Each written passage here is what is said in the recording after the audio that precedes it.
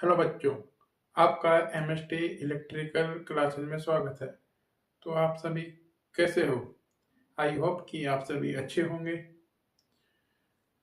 जैसा कि आपको पता होगा कि अभी जो अपने टीआरडीओ की जो अपने सेप्टेम्बर 11 की वैकेंसी है वो आ चुकी है। आपने इसका नोटिफिकेशन भी देखा होगा। तो अपनी जो इलेक्ट्रीशियन की जो पोस्टें हैं वो 30 पोस्टें हैं, टोटल 30 पोस्टें हैं, जो कैटेगरी वाइज भी बटी हुई है ना। तो इसका इस बार पैटर्न भी चेंज हो चुका है। तो हमें इस बार जो टेक्निकल है इस पर अच्छी पकड़ बनानी होगी, क्योंकि जो इसमें फाइनल मेरिट बनेगी वो ओनली फॉर टेक्निकल से बनेगी। तो हम बिना किसी देरी के हमारे जो क्लासेस जो कंटिन्यू चलती हैं उसी को कंटिन्यू करते हैं। और हमारे जो कैपेसिटर है इसकी अब 1 से 2 लेक्चर और बाकी है, इसके बाद हम इंडक्टर स्टार्ट करेंगे। तो बिना किसी देरी के हम अपना जो चैप्टर है वो स्टार्ट करते हैं। हमारा चैप्टर चल रहा था कैपेसिटर। तो चलो लेट्स गो। तो कैपेसिटर में हमने कैपेसिटर के टाइप पढ़े थे। एक तो था कि भाई उनकी रेंज की बेसिस पे कि उनका मान कितना चेंज हो सकता है, तो उस बेसिस पे। दूसरा पढ़ा था हमने ध्रुवता, पोलराइजेशन के आधार पे। अब जो पढ़ेंगे वो हम पढ़ेंगे जो परावर्तन पदार्थ है उसके आधार पर। तो क्या है, कैपेसिटर के प्रकार पढ़ेंगे हम।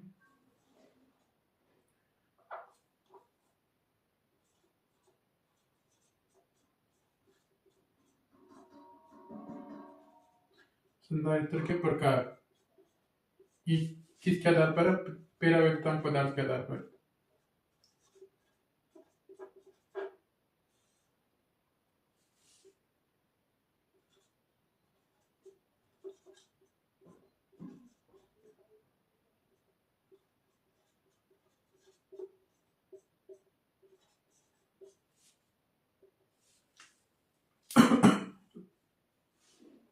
तो हम पढ़ेंगे कैपेसिटर के प्रकार हुआ परावर्तन पदार्थ के आधार पर कि भाई हमने जो उसमें जो मटेरियल भरा है, जो डाइलेक्ट्रिक जो मटेरियल भरा है वो कौन सा भरा है, तो उसके बेसिस पर हम टाइप पढ़ेंगे। तो ये भी हमारे 5 टाइप के होते हैं। तो सबसे पहले हम जो पढ़ते हैं वो है हमारा पेपर कैपेसिटर।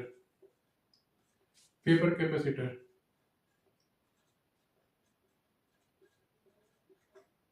तो पेपर कैपेसिटर में क्या होता है कि भाई पहली बात तो इसमें जो परावर्तन पदार्थ के रूप में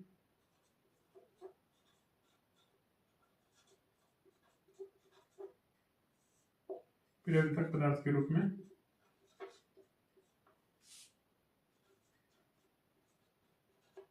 पेपर बोल दो या कागज बोल दो। पेपर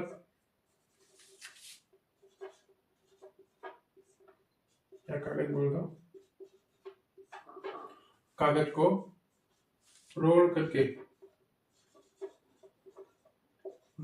काम में लिया जाता है।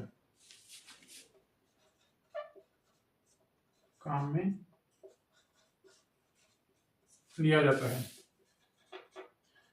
क्या है, इसमें जो डाइलेक्ट्रिक मटेरियल के रूप में हम कागज का यूज करते हैं और वो भी उसको राउंड शेप में करके फिर यूज में लिया जाता है ना। और ये एसी और डीसी दोनों प्रकार के होते हैं। जैसा कि मैंने आपको कल बताया भी था कि जो नॉन पोलराइज्ड कैपेसिटर होते हैं एसी और डीसी दोनों टाइप के होते हैं। तो ये है एसी और डीसी प्रकार के होते हैं। एसी और डीसी प्रकार के होते हैं।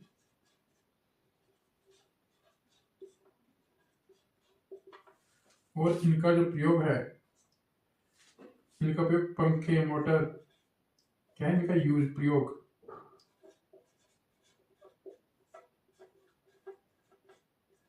इनका जो यूज है किसमें? पंखे हो गई, मोटर, और क्या है कुछ वोल्टेज और क्षमता की मशीनों में इसका यूज करते हैं।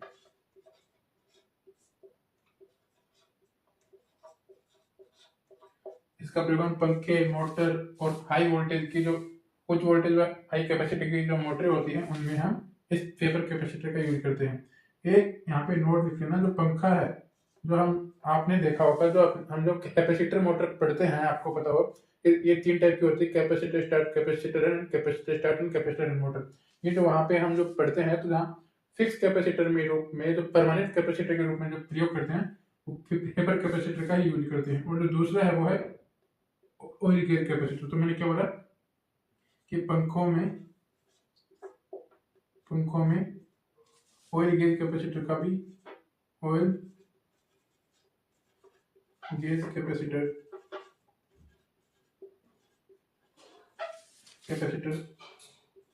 का भी प्रयोग किया जाता है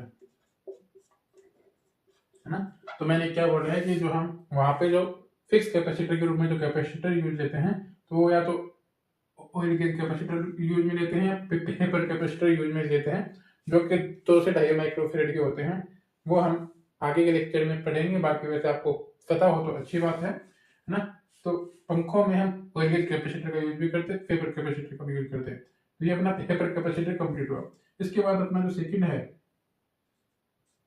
इसके बाद सेकंड आता है। सेकंड कौन सा आता है? Ceramic capacitor. तो सेरामिक कैपेसिटर की क्या बातें हैं? तो भाई पहली बात तो यही, ये भी एसी डीसी दोनों प्रकार के होते हैं। एसी और डीसी प्रकार के होते हैं। डीसी प्रकार के होते हैं। दूसरी चीज क्या है कि इनका प्रयोग उच्च आवृत्ति और वोल्टेज के लिए प्रयोग करते हैं। इसका प्रयोग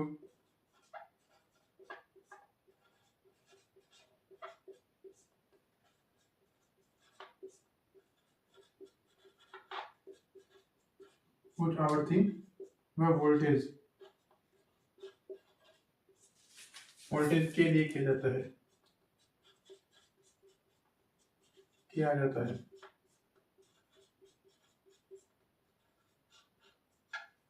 और इसमें जो सिरेमिक जो पदार्थ है, क्या है?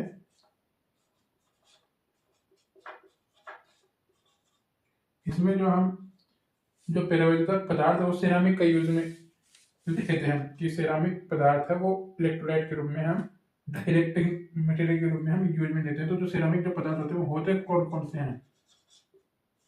तो ये होते हैं बेरियम,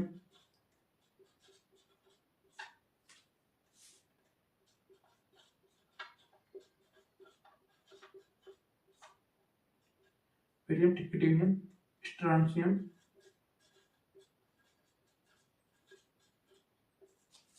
और मैग्नीशियम। इसको याद करने का तरीका है बेटी स्टाइल में।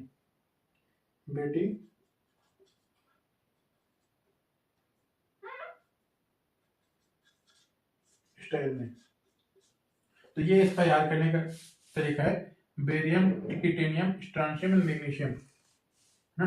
बेरियम, टिटेनियम, स्ट्रांशियम, मैग्नीशियम ये सिरामिक पदार्थ होते हैं। हम इनका इसमें यूज लेते हैं। इसको याद करने का तरीका है बेटी स्टाइल में ना।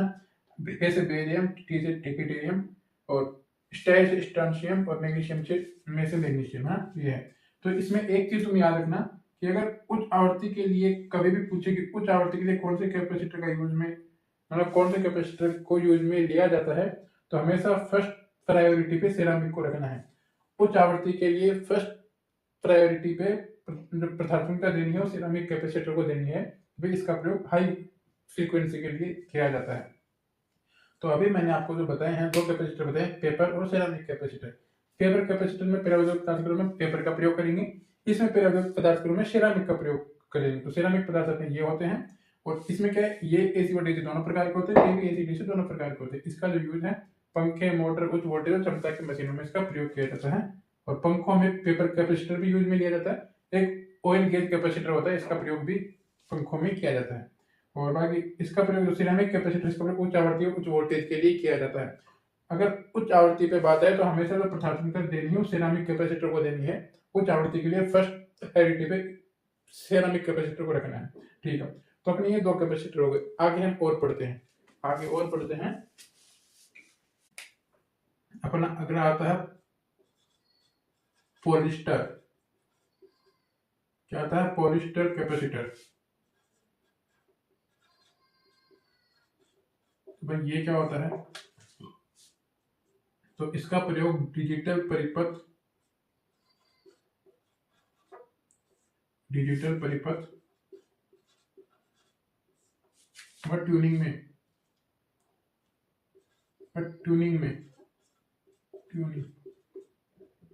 ट्यूनिंग में प्रयोग किया जाता है। ट्यूनिंग में प्रयोग किया जाता है। तो अपना जो पॉलिस्टर कैपेसिटर है डिजिटल परिपथ और ट्यूनिंग होते हैं ना, रेडियो की ट्यूनिंग वगैरह, तो वैसे डिजिटल परिपथ और ट्यूनिंग में प्रयोग किया जाता है। डिजिटल परिपथ और ट्यूनिंग में पॉलिस्टर कैपेसिटर का यूज करते हैं, है ना। ये इतना, ये चौथा है अपना माइका कैपेसिटर। तो इसमें इलेक्ट्रोलाइट के रूप में पॉलिस्टर का यूज में लेंगे। ये आ गया माइका को हिंदी में अब्रक भी बोलते हैं ना, माइका कैपेसिटर। तो इसमें जो परावर्तक पदार्थ के रूप में माइका को यूज में लेंगे, है ना। ठीक है, तो पहली बात तो ये कि इस पर क्या है, यह इस पर नमी का प्रभाव नहीं होता। इस पर नमी का प्रभाव नहीं होता। नमी का प्रभाव नहीं होता। तो ये जो कैपेसिटर अपना जो माइका है नमी रोधी होता है, तो इस पर नमी का प्रभाव नहीं होता। ठीक है। दूसरा है, इसका प्रयोग उच्च आवृत्ति के लिए किया जाता है। उच्च आवृत्ति के लिए हमने पीछे लिखा था सेरामिक कैपेसिटर, तो फर्स्ट प्रायोरिटी पे हमेशा उसी को रखेंगे। अगर वो ऑप्शन में नहीं है तो माइका को रखेंगे। तो इसका प्रयोग उच्च आवृत्ति के लिए किया जाता है। उच्च आवृत्ति के लिए किया जाता है।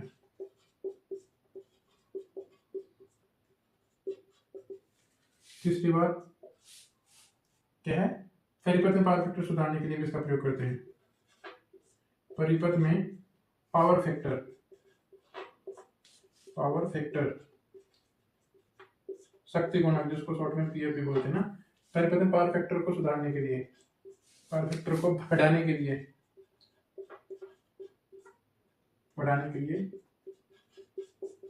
प्रयोग किया जाता है, इसका यूज में लेते हैं ना। तो क्या इस पर नमी का प्रभाव नहीं होता है। इसका प्रयोग उच्च आवृत्ति के लिए किया जाता है। और परिपथ में पावर फैक्टर को सुधारने के लिए, बढ़ाने के लिए हम माइका कैपेसिटर का ही प्रयोग करते हैं, है ना। तो इसी का ही यूज लेते हैं। अपना लास्ट और फाइनल आता, पांचवा आता है इलेक्ट्रोलाइट कैपेसिटर।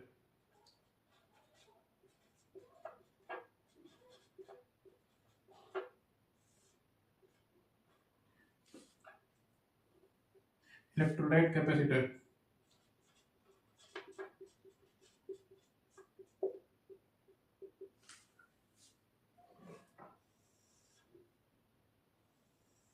राइट। तो इसमें क्या है, पहली बात तो ये कौन सा होता है, ये केवल डीसी प्रकार का होता है। केवल डीसी प्रकार का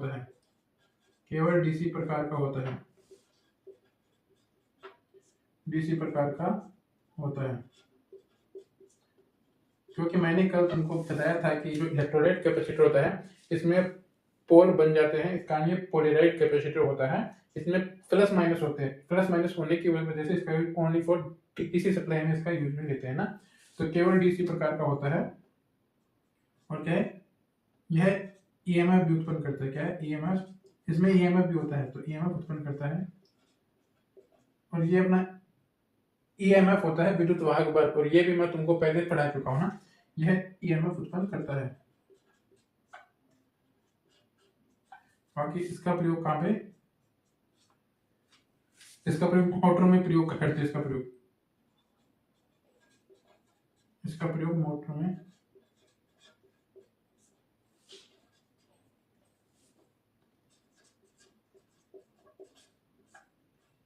में किया जाता है।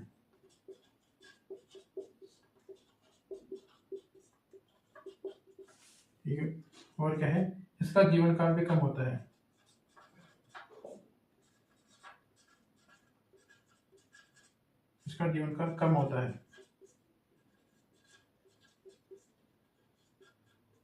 ना। ये अपने कैपेसिटर हो गए। तो इलेक्ट्रोलाइट कैपेसिटर में जो डाइलेक्ट्रिक मटेरियल है, परावर्तक पदार्थ के रूप में इलेक्ट्रोलाइट का ही यूज किया जाता है। और ये केवल डीसी प्रकार का होता है। इसमें ईएमएफ भी उत्पन्न होता है। इसका यूज मोटरों में किया जाता है। बाकी इसका जीवन काल भी कम होता है। है ना। तो यहाँ पे हमने क्या पढ़े, पोलिस्टर कैपेसिटर पढ़ लिया कि भाई इसका प्रयोग डिजिटल परिपथ और ट्यूनिंग में प्रयोग किया जाता है। पोलिस्टर कैपेसिटर का प्रयोग डिजिटल परिपथ और ट्यूनिंग में प्रयोग करते हैं इसका ना। माइका कैपेसिटर, इस पर पहली बात तो कोई ध्वनि का प्रभाव नहीं होता है, उच्च आवृत्ति के लिए इसको यूज में लेते हैं।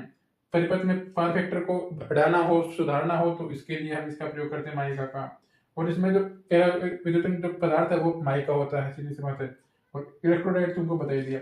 तो आज जो हमने पढ़े हैं वो है कैपेसिटर के प्रकार, वो है पेराविद्युतक पदार्थ के आधार पर कि भाई उसमें जो कैपेसिटर की जो दो चालक प्लेटें हैं उनके बीच में हम कौन सा मटेरियल भरते हैं, कौन सा पदार्थ भरते हैं, उसके आधार पर हमने पढ़ा। तो पहले हमने पढ़ा पेपर कैपेसिटर पढ़ लिया कि भाई हम इसका ये एसी डीसी दोनों प्रकार का होता है। और अब इसमें कागज का प्रयोग, कागज को यूज में लेते हैं। बाकी पंखे मोटर वगैरह में जो उच्च वोल्टेज की मशीनें होती है वहां पे उसका यूज लेते हैं। पंखों में भी ऑयल गेज कैपेसिटर का प्रयोग करते हैं और पेपर कैपेसिटर का यूज लेते हैं। फिर सिरेमिक कैपेसिटर पढ़ा कि इसका प्रयोग उच्च आवृत्ति के लिए करते हैं। फिर पोलिस्टर पढ़े और हमने इस टाइप से फिर माइका पढ़ा और इलेक्ट्रोलाइट पढ़ा। तो हमने 5 कैपेसिटर पढ़े हैं और इनसे सवाल आते हैं एग्जाम में और बहुत सवाल पूछे हुए भी हैं।